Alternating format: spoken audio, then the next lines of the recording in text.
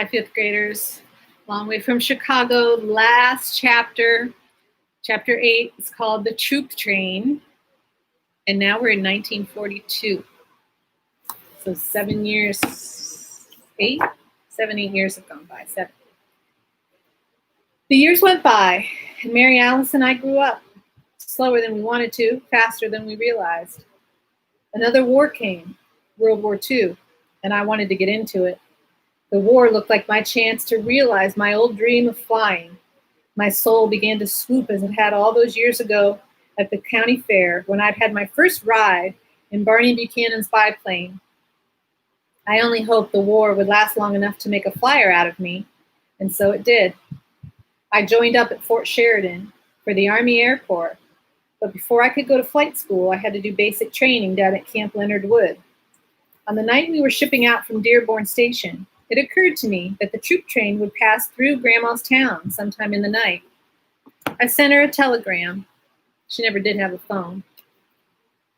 A telegram might give her a turn, but I just wanted to tell her the train would be going through town, though it wouldn't stop.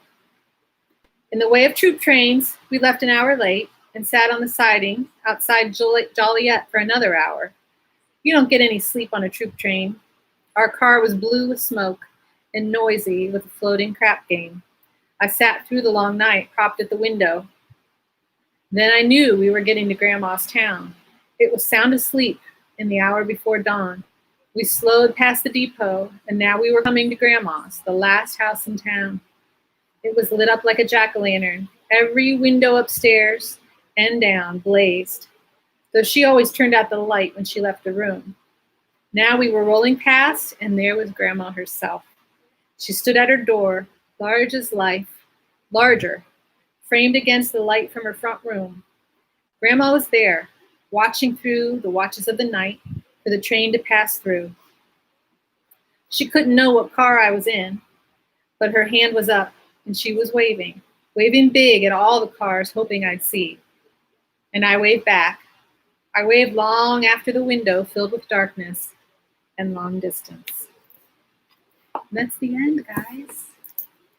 What a great book. Hope you liked it.